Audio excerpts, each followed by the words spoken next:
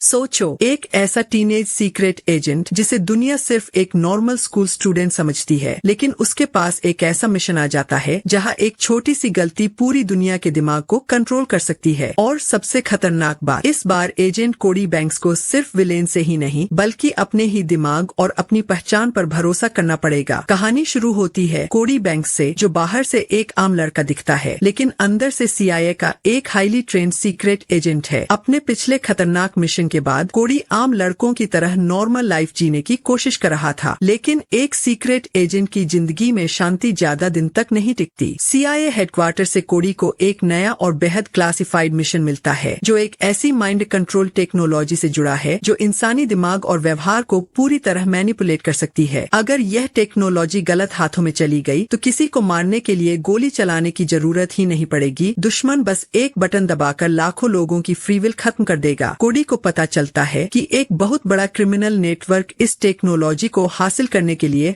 हर हद पार कर रहा है। इस पूरे मास्टरमाइंड प्लान के पीछे एक बेहद चालाक विलेन है जो पूरी दुनिया को अपने इशारों पर चलाना चाहता है। कोडी को तुरंत फील्ड में उतरना पड़ता है ताकि वह इस टेक्नोलॉजी को ढूंढे और विलेन के खतरनाक सेटअप को तबाह कर सके। लेकिन इस बार मिशन पहले से कहीं ज्यादा अलग और जानलेवा है। कोडी के सामने सिर्फ गोलियां या फाइट्स नहीं है, बल्कि उसका सबसे बड़ा खतरा उसका अपना दिमाग बनने वाला है। फील्ड में पहुंचते ही कोडी की मुलाकात डेरेक से होती है। डेरेक देखने में एक नॉर्मल बेफिक्र लड़का लगता है, लेकिन जल्द ही कोडी को समझ आ जाता है कि डेरेक का भी इस मिशन से गहरा कनेक्शन है। दोनों की पर्सनालिटी में जमीन आसमान का फर्क है। कोडी अनुशासित और सख्त नियमों का पालन करने वाला एजेंट है, जबकि डेरेक मजाक मस्ती में रहने वाला बंदा है। शुरुआत में दोनों के बीच जबरदस्त टकराव होता है। कोडी हर मिनट को सीरियसली लेता है, जबकि डेरेक हर स्थिति को हल्के में लेता है। लेकिन जैसे जैसे खतरा बढ़ता है, दोनों को एहसास होता है कि अगर उन्हें इस मिशन में जिंदा बचना है तो एक दूसरे पर भरोसा करना ही पड़ेगा। जांच आगे बढ़ती है और कोडी विलेन के सीक्रेट ठिकाने के पास पहुंचने लगता है। तभी उसके सामने एक ऐसा झटका आता है जो पूरे मिशन को हिलाकर रख देता है। कोडी और डेरेक जो भी चाल चलते हैं, दुश्मन उनसे एक कदम आगे मिलता है। उनकी हर लोकेशन और टाइमिंग पहले से लीक हो रही है। कोडी को समझ आ जाता है कि उनके अपने नेटवर्क के अंदर कोई ऐसा गद्दार है जो दुश्मन को उनकी हर सीक्रेट जानकारी भेज रहा है। कोडी अपने आसपास के हर इंसान पर शक करने लगता है, क्योंकि एक एजेंट के लिए दुश्मन की गोली से भी ज्यादा खतरनाक होता है गलत इंसान पर भरोसा करना। जैसे ही वे मेन कंट्रोल सर्वर रूम के करीब पहुंचते हैं, विलेन का ट्रैप ट्रिगर हो जाता है। कोडी और डेरेक एक बंद कमरे में घिर जाते हैं, जहां से माइंड कंट्रोल सिग्नल निकलना शुरू हो जाते हैं। सिग्नल कोडी के दिमाग पर असर दिखाना शुरू कर देते हैं और उसकी आंखों के सामने अंधेरा छाने लगता है। डेरेक दरवाजा तोड़ने की कोशिश कर रहा है, लेकिन वक्त तेजी से खत्म हो रहा है। कोडी की चेतना खो रही है और विलेन का सिस्टम उनकी एग्जैक्ट लोकेशन पर लॉक ऑन कर चुका है। दिमाग पर बढ़ते दबाव और धुंधले होते सिग्नल्स के हमले के बीच कोडी अपनी ट्रेनिंग का इस्तेमाल करके होश में रहने की कोशिश करता है। डेरेक किसी तरह सिक्योरिटी पैनल के वायर्स को शॉर्ट सर्किट करके डोर लॉक बाईपास कर लेता है और दोनों उस आइसोलेशन रूम से बाहर निकल आते हैं। लेकिन अब राहत सांस लेने का समय नहीं था, क्योंकि विलेन का मेन कंट्रोल नेटवर्क एक्टिवेट हो चुका था। दोनों चुपके से दुश्मन की सेंट्रल फैसिलिटी में घुसते हैं, जहां उन्हें पूरा सच पता चलता है। विलेन का प्लान सिर्फ कंप्यूटर सिस्टम हैक करना नहीं था, बल्कि वर्ल्ड लेवल पर सिग्नल ब्रॉडकास्ट करके बड़े बड़े अधिकारियों और हजारों लोगों के बिहेवियर को रिमोटली कंट्रोल करना था। अगर यह ब्रॉडकास्टिंग एंटीना पूरी तरह पावर अप हो जाता तो पूरी दुनिया से इंसान की सोचने समझने की आजादी हमेशा के लिए खत्म हो जाती। कोडी और डेरेक को अब समझ आता है कि फिजिकल फाइट से ज्यादा जरूरी है सिस्टम को अंदर से डिसेबल करना। इस रिस्की प्लान के लिए दोनों को अलग अलग होना पड़ेगा। एक बंदा डायरेक्ट मेन सर्वर रूम तक जाकर डिसेबल सीक्वेंस रन करेगा, जबकि दूसरा हथियारबंद गार्ड्स और सिक्योरिटी सेटअप का ध्यान भटकाएगा। अगर दोनों में से किसी एक से भी एक सेकंड की गलती हुई तो पूरा मिशन बड़ी तबाही में बदल जाएगा। डेरेक गार्ड्स का ध्यान भटकाने के लिए आगे बढ़ता है और कोडी सीक्रेट वेंटिलेशन शाफ्ट के जरिए मेन कोर एक्सेस चैम्बर में घुस जाता है, लेकिन विलेन पहले से ही वहां उसका इंतजार कर रहा था। कोडी रूम में कदम रखता है और सिक्योरिटी दरवाजे लॉक हो जाते हैं। विलेन कोडी के सामने खड़ा होकर उसे समझाने की कोशिश करता है कि इंसानी दिमाग को कंट्रोल करके ही दुनिया में परमानेंट शांति लाई जा सकती है। कोडी उसकी बातों को साफ नकार देता है, क्योंकि किसी से उसकी आजादी छीनकर दी गई शांति असली शांति नहीं होती। लेकिन विलेन पहले ही ओवरराइड सीक्वेंस ट्रिगर कर चुका था। काउंटडाउन टाइमर स्क्रीन पर तेजी से 0 की तरफ बढ़ने लगता है और विलेन के गार्ड्स कोडी पर फायरिंग शुरू कर देते हैं। डेरेक बाहर फैसिलिटी पैनल से फाइट करते हुए central network shutdown core enter करने की कोशिश कर रहा है, जबकि कोडी अकेले सभी गार्ड्स और विलेन का सामना कर रहा है। सिस्टम ब्रॉडकास्ट 99% तक पहुंच चुका है। कोडी घायल हालत में फर्श पर पड़ा है और विलेन एक्टिवेशन बटन प्रेस करने ही वाला होता है। विलेन का हाथ जैसे ही फाइनल एक्टिवेशन बटन पर पड़ने वाला होता है, कोडी अपनी आखिरी ताकत लगाकर एक गैजेट डिस्क विलेन के कंट्रोल टर्मिनल पर फेंकता है। डिस्क से एक पावरफुल इलेक्ट्रोमैग्नेटिक पल्स निकलती है, जिसे टर्मिनल कंसोल धमाके के साथ ब्लास्ट हो जाता है और सिस्टम काउंटडाउन पल भर के लिए रुक जाता है। विलेन गुस्से में आकर कोडी पर हमला करता है और दोनों के बीच जबरदस्त हाथापाई शुरू हो जाती है। दूसरी तरफ मेन वायरिंग नोड पर डेरेक गार्ड्स की भारी फायरिंग के बीच केबल्स को काटने की कोशिश कर रहा है। समय माइक्रो सेकंड्स में खत्म हो रहा है। कोडी विलेन के हमलों को भांपता है और अपनी मार्शल आर्ट्स ट्रेनिंग का इस्तेमाल करके उसे सेंट्रल वॉल्ट पर पटक देता है, जिससे विलेन बेहोश हो जाता है। लेकिन main broadcast system auto backup power पर स्विच होकर काउंटडाउन दोबारा 99.9% से स्टार्ट कर देता है। डेरेक बिना वक्त गवाए मेन पावर ट्रंक वायर्स को